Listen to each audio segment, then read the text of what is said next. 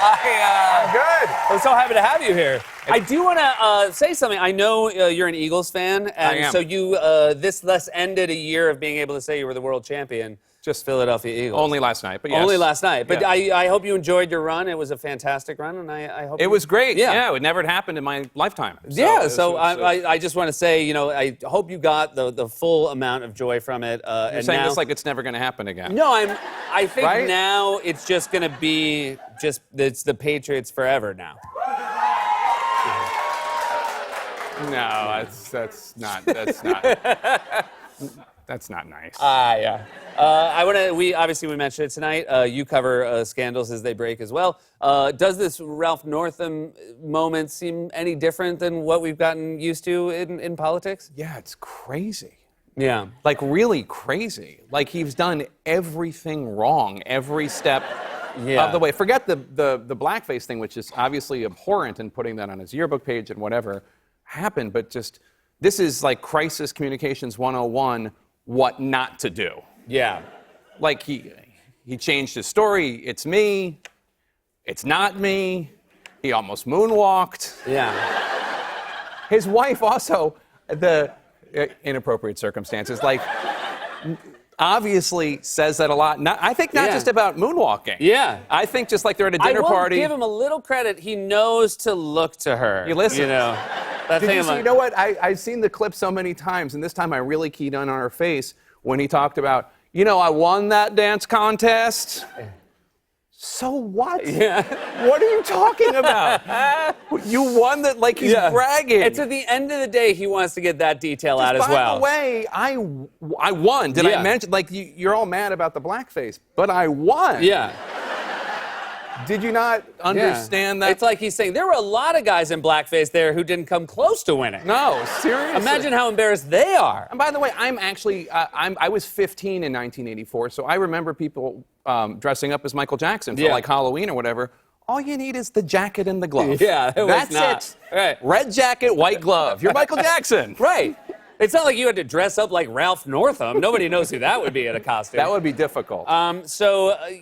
There has been, some on the right have said if this was a Republican that did this, the media would be howling at a much louder volume than they are here. Have we not been howling loud enough? It seems like pretty good howls. We've all been in full howl. Yeah. I mean, and I would like to point out this is the least we've mentioned the president in a closer look in months. And I have to say also, like, you were very conservative in your estimation. You said virtually every Democrat. I don't think there is a current Democratic elected office holder who has said he should stay in office. Like, not one.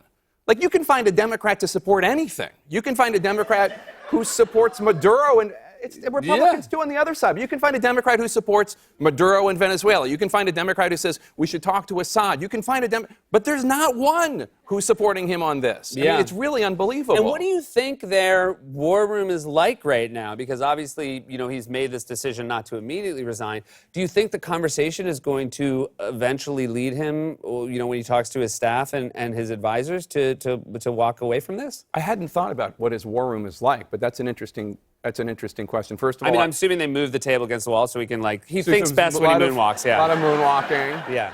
Red jacket. It's also tough to up. know. It's tough to know when he leaves office because the issue with the moonwalk is it looks like you're coming when you're going. You're actually going backwards.